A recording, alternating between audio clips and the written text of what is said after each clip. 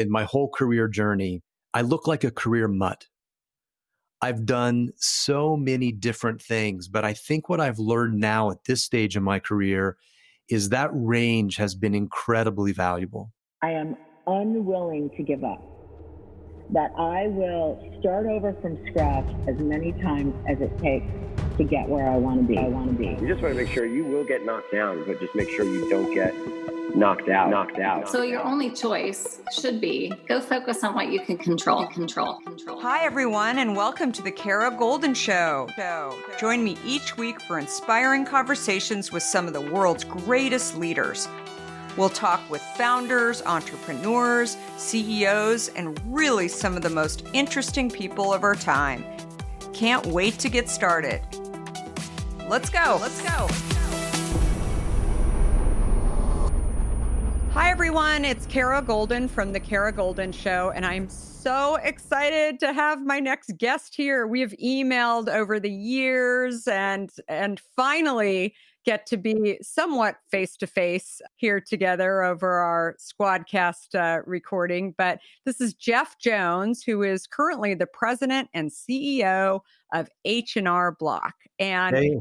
Yeah, nice to sort of see you here Exactly, and yeah. hear your voice.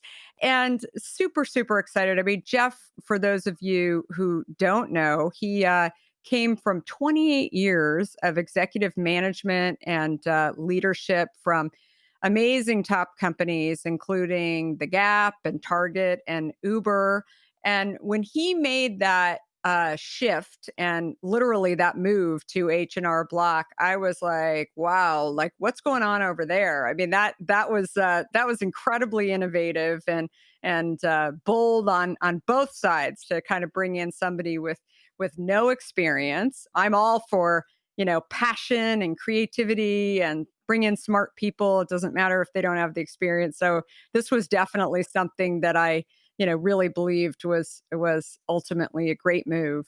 But so Jeff has gone in and really being tasked with leading a company that is around taxes. For those of you who don't know what H&R Block is, I can't imagine that anyone listening to this doesn't know what it is. But he's going to share a lot of his just life advice and kind of, again, he was actually, where I first heard about Jeff was at Target, and he was running merchandising, which I'm sure he can talk a bit about that. And really during a time when, there were some really instrumental changes that were going on at Target that I just admired you from afar watching that whole thing go on. So anyway, welcome.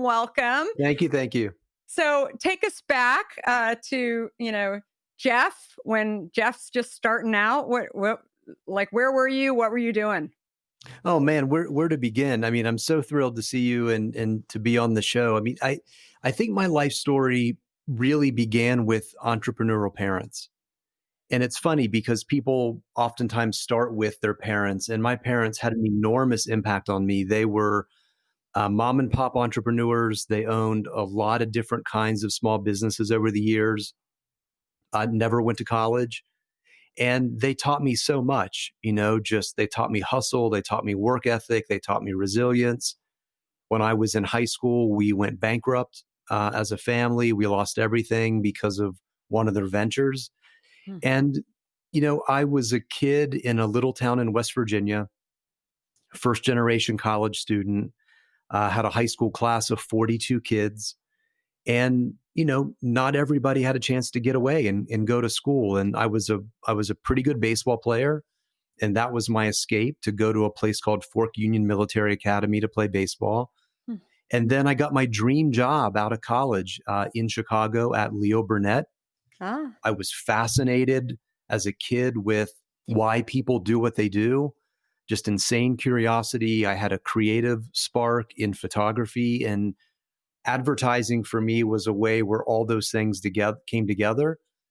And, that was in 1990. And now over the last 30 years, I've just been really lucky to work for incredible companies, take a lot of risk, hopefully have some impact. And you're right, when I came to Block, and I've said this to so many people, but I joked when I got this call because I have no tax experience. I've never done my own taxes, no financial services experience. And I said, I have a really common name. You must have called the wrong Jeff Jones. Oh, that's awesome. And what I ultimately realized was, Block is a retailer. We have 10,000 locations in the United States. We have franchisees, which are small business owners in and of themselves. They own this franchise called H&R Block, and we have a massive digital business. And so, even though I didn't have financial services experience, this is a retailer in transformation mode, and that fits my skills quite well. That's awesome. So you went from Leo, was it then to that little beverage company in Atlanta, and or was That's there right. something in between? In between, so Coca-Cola and great training program, obviously there as well. Incredible.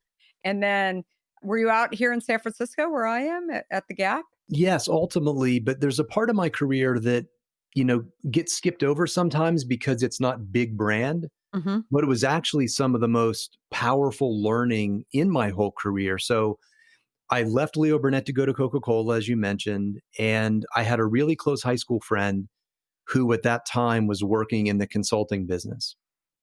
He ultimately started a consulting firm and I joined him. And we did systems integration consulting. We really, at his lead, started a company, and I was part of helping to establish and build that company. And then we sold it to a publicly traded company in Chicago. And so, you know what it's like as an entrepreneur. I joined John at a time when, we're buying office furniture and, getting established. And we sold the company, I think, way faster than we ever thought we would. And it really happened because we were about to begin the journey of raising money. And we met somebody who said to us, if we invest in you, you guys have never, we were about a $20 million company at that point. And he said, you've never run $100 million company. So we'll probably bring in a new management team. And he kind of consulted us that raising money might have an outcome we didn't want, depending Hmm. on the investor. And long story short, that prompted us to ultimately sell to a strategic investor. We exited the company. I stayed through my earnout. And so that was a chapter that gets overlooked. And then Gap. And that's when I was in San Francisco, really the first time in my career that I was in a job I wasn't ready for. And in the classic chief marketing officer career path, I was there a little over 2 years. A new CEO came in, pushed out the whole management team. And here I was 2 years later looking for a new job again. Crazy. That's wild. So you went, like, I mean, that is a big leap. Like, you're at this consulting firm in Chicago and you get to the Gap. I mean, that's incredible. And you really hadn't been in apparel. No, I hadn't been. And there was a connection, an old Leo colleague Hmm. who had gone when I went to Coca-Cola, she had gone to Old Navy as CMO. And when she saw all of this go down with this company in Chicago, she called me and said, I think you should come here. I think Gap is looking for a CMO. And again, made the introduction and I ultimately got the job. I think if I step back from that in my whole career journey, I look like a career mutt. I've done so many different things, but I think what I've learned now at this stage of my career is that range has been incredibly valuable. Totally. Just Yeah. constantly learning new things, building new skills, approaching problems from different perspectives. And that's what I try to teach to my team today is, there are no more easy problems. Hmm. And so we all face problems that are harder than ever. There's no clear answer. And to be able to step back and see a problem from different perspectives and remember experiences that are similar but not exactly the same, I honestly think has helped me become a better problem solver over time. Yeah, totally. Well, also to use your baseball days, I mean, I feel like you just said put me in the game, right? Like, you Totally. were just like, what do you have to lose, right? As my dad used to remind me all the time. And I just wrote a book and came out a few weeks ago, and it's called Undaunted: Overcoming Doubts and Doubters. And something I talk about in there, that I just always had this ability to, kind of show up and just like say, put me in. That's exactly right. Yeah. And, everything from moving from Arizona to New York, because I thought it'd be just really exciting. I didn't know anybody when I did that. And then you and I are the same age. And, for me, moving from Scottsdale, Arizona, which was like 100,000 ish people, to, Right. New York City with subways, like it was a big deal. And that's when I was, working in media. And I'll never forget, I got a call from CNN, and they're like, oh, we're thinking of doing this thing called the Airport Channel. And like, do you know how to write a business plan? I'd written a few in school, and, That's but great. not really like, Right.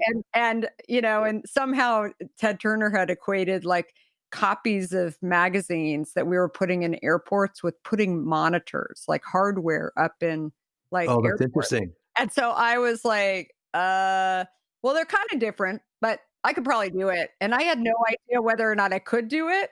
But I was like, it'd be a great story anyway if it doesn't really work out, and we'll see what happens. And so, I mean, I've very much been in that kind of headspace of like, well, if it fails, it'll be a great conversation, and in the meantime, it's like, I don't know, it's kind of worked out along the way as I've just gone and tried things and just gone and figured it out ultimately, which it sounds like you clearly did as. Absolutely. I don't know if you agree with this or not, but if you know exactly how you're going to do something, it's not quite that interesting. Yeah, totally. And I think that is definitely what I talk about in this book too, that, part of the reason why my subtitle is well, it's called Undaunted: Overcoming Doubts and Doubters, but the doubts side of things, it's like for a minute you think, okay, yeah, I'm going to go try it, and then you're like, I don't know if it's going to work out so Right. well. And then the more people you talk to, like especially your family, they're the worst, because they just don't, like, they don't want to see you hurt. They don't want to see you fail. Right. And so they're like, I don't know, you probably shouldn't do it. And anyway, what I found is that, at the end of the day, like you got to just have smaller goals and smaller tries, and then really, and listen to the customer as well. Not necessarily ask the customer, but start to, listen, because I think as I was creating Hint and I had all these doubters, like, she doesn't know what she's doing. She's a tech Right. executive, and now she's started this beverage company with no experience. And I can't lie, like, you definitely hear when people from Coca-Cola are like, this thing's going to fail, not going to go anywhere. But, today we're the largest non-alcoholic beverage company in the US that doesn't have a relationship with Coca. That's so incredible.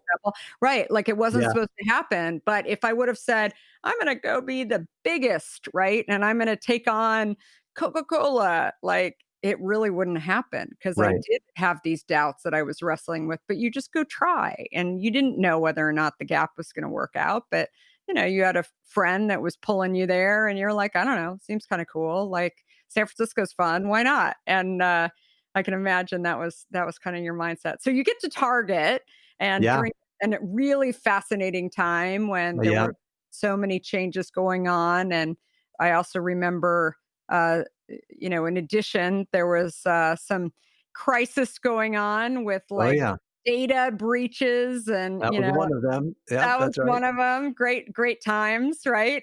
And so tell me, what do you think you really learned when you got there? There's no question. I mean, Target, and one of the reasons I went to Target, again, a little bit of a story about it.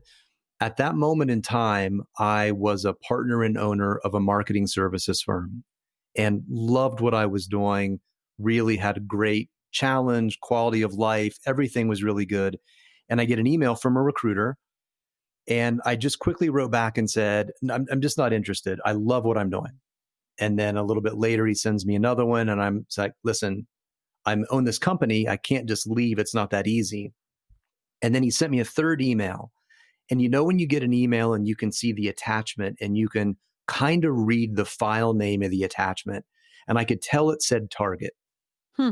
So I double click it, I open it, and it's the job spec to be the chief marketing officer for Target. Hmm. And I wrote back to him and I just said, okay, now you're messing with me. And I talked to my wife, and obviously, we're big fans of the company. And she said, you absolutely have to talk to them. Yeah. So long story, I get the job, I go there, and it's a giant, giant company. And now you're one of the top 3 or 4 executives in at the time, $70 billion company. So you learn scale, you learn leverage, you learn that, when you have thousands of people or more that you're responsible for, it's about the talent around you and how you hire and the team you build.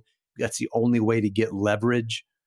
I was there and had a really specific role to help navigate the company out of the data breach, Mm-hmm. far and away the biggest crisis in the company's history. I was also there when, there was a social attack on the company, being accused of allowing people with assault weapons to come shop at a Target store. I was there through the transgender bathroom, which we thought was a wonderful decision that became a crisis for the company. And so you just learn. The punchline for me was, we live in a tumultuous world, Mm-hmm. and you have to learn how to deal with uncertainty, make the best decision you can, get a lot of input from people, be a great listener, but ultimately make decisions and move forward. Because, then I leave and go to Uber, lots of tumultuous times. Now I'm leading Block through this world that we're in today. And so trying to build skills to lead through uncertainty and crisis and change, I think, is one of the ultimate things we all have to learn how to do. Yeah, and people so frequently have said to me over the years, some directly to me, but some sort of just in passing, like, never look back. And I've always felt like, oh, no, you should look back. Like, you can learn a lot when you look back on history. And I mean, clearly, do you agree with that? I do. I mean, I'm always looking forward. I'm definitely a forward focused person, but I think when you are really curious and you're trying to build a set of skills based on your experience, being able to look back and reflect and remember and draw on those experiences, I think, is super important. I totally agree with you. Yeah, and I think especially when, people sort of get down on themselves because they're like, "Oh, I failed," or they won't move forward Yeah, because they're so afraid, right, of doing things. I think that what you did that was just so remarkable. I mean, I remember when you were leaving Uber even, it was like people are like, "Wait, what? Where is he going?" And you just decided that it, like, wasn't your thing, right? And yeah, you left with dignity and then, later on, we obviously they've got new management and everything, but that's we right. find out that, there were some real challenges. But I think also it sort of speaks to, you kind of knowing where you can kind of do your best work too, which is not, what everybody can do or thinks about. They get so mesmerized by a brand more than anything else. I think when you just think about leadership, for me, one of the most important things I've learned is you can't lead others if you're not really comfortable and confident with leading yourself. Mhm. And that starts with just, what do you value? What's important? What are you not good at? And I think over time, you get more comfortable understanding the importance of the team around you and the kind of place you want to be at. I mean, I was so lucky in my very first job to have an incredible boss, and he taught me a few things. And one of the things that he taught me was this idea that job security is just knowing you're good enough to get another one. Mhm. So true. And right. And so, I think when I talk to people, so many young people at different stages of their career, that they're afraid of getting fired, or they're really working more defensively than offensively because they're uncertain or lack confidence. And I think it's easy to say, when you look back, to your point about looking back, it's easy to look back at your career in the earlier days and see it a certain way. But now that, you and I are at these stages of our career, I think the greatest gift we can give to other people is learning and teaching and the experience that to help people shortcut and grow and realize that, if you're in your early 20s today, you're going to be working for probably 40 some years in some way, maybe longer. Mhm. So it's a really long game, and you're going to get stuff wrong, but be a learner, take risks, put yourself out there, work offensively, not defensively. I think over time, I don't know. I think it's just so incredibly important because so many people have so much to give, but they're afraid to be vulnerable and put themselves out there. Yeah, absolutely. And I think it's another thing I talk about frequently is, at every level, just because you're a, CMO or you're, a CEO of a company, I think that the best leaders I know are always craving being taught. And, Right. if you're a, smart 21-year-old and I don't know, maybe you know a ton about Twitter, right? And you get into a company and you do your job really well, but people start to pick up on this other stuff that you're really good at. And I wouldn't be surprised if, somebody who is a leader, for example, that wants to know how to get on Twitter or TikTok or whatever, like that you go and work closely with, these other people to kind of mentor them just because they're in a higher level role or they're older or have a lot more experience. I feel like that's where a lot of this, like I always talk about mentorship as when people have asked me to mentor them, I've said, it may sound sort of self-serving in some way, but I actually want it to be two-way.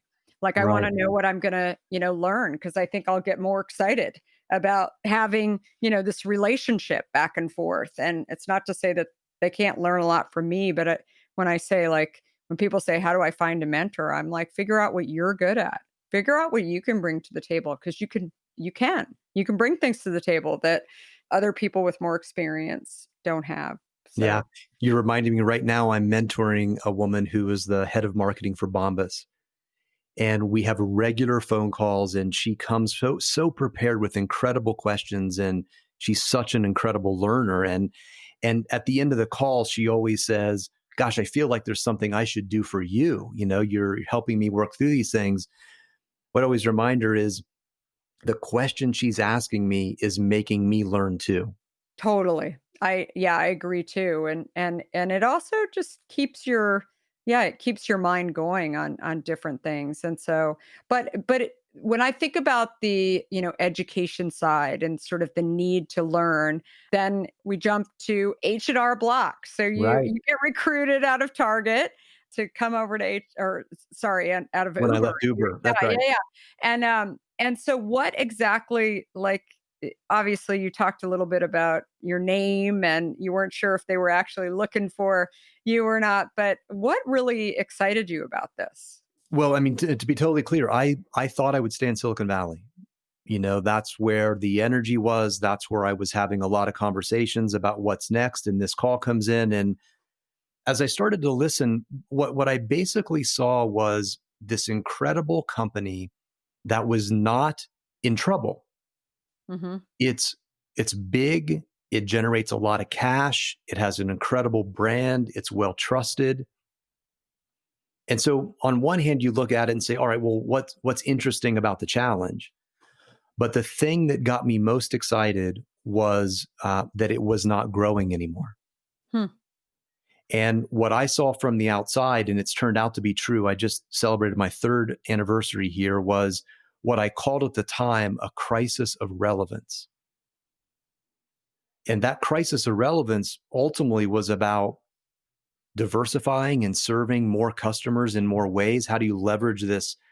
You know, the average American gets a refund, and that tax refund is literally the biggest check they have in their hands all year long. And we serve people who need help. Mhm. And that sense of purpose, we literally say our purpose is to provide help and inspire confidence. And I used to joke with people that most of my career had been trying to convince people to buy things they don't need. And H&R Block is this company that plays a very important role in America. It helps people at a really important time, but it wasn't growing because of relevance. And the relevance really had to do with two big things: overall quality and digital. And as a retailer, those were things I thought I could really help with, was digital transformation and modernizing the company and helping us get on a growth trajectory again. And that's what we're doing. And that's why I'm here. And ultimately, that's what got me excited about joining. So the pandemic hits and it's chaos and pandemonium for everyone. Tell me about H&R Block and obviously taxes and, during 2020, what was sort of your life like? Well, my life was chaos like everyone, as you said. I mean, so think about for us. So it's in early spring, which is the height of tax season. Hmm. And, we have a large growing digital business, but what's not intuitive to most people is most Americans turn to someone for help with their taxes. And so here's a point in time when there's financial distress, the economy's bad, unemployment's growing, people need their refund check, yet they're being told not to leave their house. And we have 10,000 offices and 80,000 people who we're trying to protect and keep safe. Like so many retailers, you're dealing with that first priority of protecting your people and clients. But what was extra hard for us was then the tax filing deadline got moved to July, Hmm. and that crossed into a new fiscal year for us. So now we're faced with dealing with the pandemic. Our fiscal year 20 is going to be in trouble because so much of the business is literally moving to a new fiscal year. Hmm. And that basically is the kind of the framing of the problem. Like we all had a version of that in our businesses. But like so many other companies, incredible silver linings from that. And I'm sure you've talked to other entrepreneurs and CEOs that tell you the same thing. I saw faster product innovation in COVID than I've ever seen since I've been here. We shifted the business model. We had thousands of different business models happening across the country all at one time. Never done that before. We had tax pros now working from home. Never done that before. Hmm. We had been investing in all these digital capabilities so you could get the human help and expertise from Block that you want, but it now all happens on your mobile phone. You don't have to go anywhere. All of those things really got tested during COVID, but at the end of the day, that world is accelerating, and I'm really, really happy we're ready for it. That's amazing. And so everybody did their taxes in July, and it was like what percent actually came in? Because obviously you had places that were open. What's incredible about taxes, and this is a human thing, but if you think about 80 million people a year get assistance from somebody doing their taxes. And every single year, our busiest day is the last day of tax season, Hmm. no matter what. Even when people know they're going to get a refund, even when they really want that refund check and they need it in their bank account, everyone waits till the last minute. Yeah. And so we try to take that pressure off people and do the work for them, obviously. But even with offices closed, we saw, our business grew over 3% this year in COVID. So we served more clients than last year, even with that operating environment. That's amazing. That's so great. Do you feel like that's going to change for 2021? I mean, how do you plan for that? Like, do you think people go back to sort of business as usual, or do you think that I feel like 2020 was it was a change. I've said to my kids, I have 3 in college, and we've had this conversation, 1 in high school, that I feel like 2020 is, gonna definitely everyone it's memorable to say the least, but I feel like it's a time in business where, for me that was the mid 90s, right? Like Yeah, it was a huge change that just got accelerated, and it just like what kicked into gear, and I don't think we're going back. I mean, I look at, the grocery industry, for example, and what Instacart was there, but it got ignited by, this pandemic, that's and right. Zoom, like it was there, but it just like people just adapted really, really fast. And I feel like that's what happened with your industry as well. Yeah, I mean, who knows, right? But I think that there is no normal. We're not going back to anything. So I totally agree with you there. I think we're all learning new behaviors. And when you think about, depending on where you live, because this has become a very local thing, obviously, but it could be a solid year or more of operating, working, dealing with what we're dealing with. Hmm. And any behavior that you do for a year becomes a new behavior.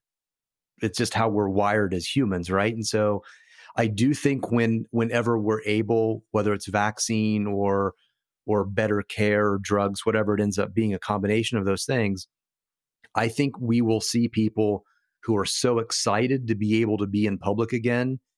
We'll see retail have a little bit of a resurgence. We'll see things because it feels fresh and new again. But I also know that digital behavior has changed forever. Hmm. And I think all businesses have to be ready for that. Yeah, I love it. I think what's so unique about your experience, and I did not know that you had been an entrepreneur. I mean, you had worked in very, entrepreneurial companies, but Yes, you're starting to make a lot more sense to me and sort of how you move and I love it. I think it's great. And it's very rare actually that, people once they have done sort of the entrepreneurial thing that they go back into, big companies right. again and again. Do you ever think about going back and starting your own thing? For sure. I mean, I really do. I think, again, I've been very lucky that even in the biggest companies, I've been able to stay true to who I am and how I operate. And you can operate like an entrepreneur in many ways inside big companies. And, I think that's what I've tried to do and have had some success doing it. It's definitely how I lead H&R Block, I love it. creating pace, pushing decisions away from me. I call it connected culture. I mean, that's how companies, when you think about, what do we need? We need more growth. How do we get more growth? We need more relevance. We get more relevance by being more innovative. We get more innovative by creating more speed. We create more speed by trusting each other more. I mean, that's how I try to connect all of those things. It's why we think about belonging and inclusiveness as a company the way we do. It's why we put purpose in the center the way we do. Because though, starting inside with people and talent and culture is the key to getting the outcomes we want. And so that's an entrepreneurial mindset to business. We're just doing it at a very large scale. Yeah, I love that. That is so true. So, where can people find H&R Block? hrblock.com? Well, for sure, you can visit on the website. You probably see us in the world driving or walking, depending on what city you're in. And I think when I look at what we're up to and the digital changes we're making, the other piece of the puzzle that most people don't even know about H&R Block is how we serve small businesses. Hmm. We serve over 2.5 small business owners today in tax and bookkeeping and payroll. And so that part of our business has become incredibly important now as small business owners are struggling. They're looking for help. They're running their businesses on gut and intuition. They're struggling with their finances. And so, again, H&R Block is known as a consumer tax company, but the small business side of what we're doing is actually really, really relevant to today. Oh, that's interesting. I did not know that. So that's really, really good to know. And how many locations do you have? It's crazy to think about this. We have 10,000 US locations. Amazing. Yeah. That's wow, that's amazing. And you guys used to be in Sears, right? Are you still? I remember like it was H&R, right? It was That it. was a long time ago, but yeah, we did have locations in Sears, and those days are over. But we are still about 1/3 franchised and 2/3 company owned. And so, when I mentioned earlier that we literally have thousands of small business owners that are in the H&R Block family because they're franchises, and they've had the same anxiety and struggles as any small business owner does. Business changes, cash flow gets tight. What are the strategies I should put in place to help survive if I don't get a stimulus payment? Mhm. Those things are very, very real. And when I think about my history, being the son of small business owners, having some entrepreneurial experiences myself, it's part of today's business at Block that gets me really excited, is seeing what we can do to take that financial pressure off of people so they can actually go do what they love to do the most. Yeah, I love that. That is super great. And you write a lot too on, I know, on LinkedIn and some other platforms, and you're so inspirational, Jeff, seriously. Thank you, Kara. It means a lot hearing you say that. And I love that you've bounced into different industries. You understand the entrepreneur, but you understand obviously how to run a big company and really lead with purpose as well. So, one last point. I know that you obviously are resilient, and you've said that you've got entrepreneurial resilience. What do you think is like kind of when somebody's really facing doubt, and how do you ultimately push forward in some way? So I'm going to take us back to baseball real quick and make a quick connection full circle. So when I played baseball, I had a chance when I left my little town in West Virginia. I went to a place called Fork Union Military Academy where I played baseball. And I recently had a chance to go back there and give the commencement speech. And I talked to them about three things: reputation, relationships, and resilience. And to answer your question, the way I connected it for the graduates at Fork Union was, for me, the way I've thought about resilience is by surrounding myself with people who I can count on to help me know the truth. Mm-hmm. Those are about relationships. And to have a sense of personal values that you can always come back to when things get really uncertain. That's reputation. And I think those things really go together, because I've never been a fan of the axiom fail fast. Mm-hmm. But I'm really curious. I love to learn. I'm constantly experimenting. And when you have a great network and when you have a clear sense of personal purpose, then those two things help you build resilience, because you can't do anything by yourself. And I think entrepreneurs have this feeling of they're going to take it all on and do it themselves, but you need help.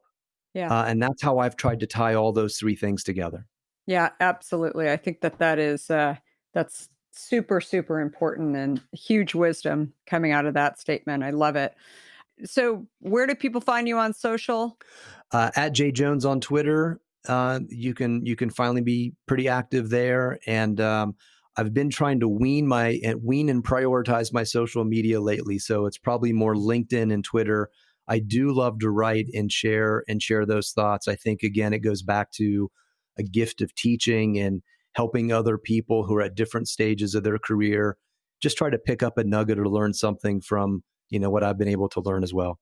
I love it. Well, thank you so much, Jeff. And everybody give some great reviews to Jeff, and super important so we can get the algorithm up on the podcast, and also subscribe and all that kind of stuff, and come back every Monday and Wednesday. We have really awesome guests like Jeff that are joining us, where we can not only hear how they are building something, but changing industries, and lots of leadership wisdom, and super, super great interview, Jeff. So thank you so much. Thank you so much, Kara. Bye-bye. Bye-bye. Before we sign off, I want to talk to you about fear. People like to talk about fearless leaders, but achieving big goals isn't about fearlessness. Successful leaders recognize their fears and decide to deal with them head on in order to move forward. This is where my new book, Undaunted, comes in. This book is designed for anyone who wants to succeed in the face of fear, overcome doubts, and live a little undaunted. Order your copy today at undauntedthebook.com and learn how to look your doubts and doubters in the eye and achieve your dreams. For a limited time, you'll also receive a free case of hint water. Do you have a question for me or want to nominate an innovator to spotlight? Send me a tweet at Kara Goldin and let me know. And if you like what you heard, please leave me a review on Apple Podcasts. You can also follow along with me on Facebook, Instagram, Twitter, and LinkedIn at Kara Goldin. Thanks for listening.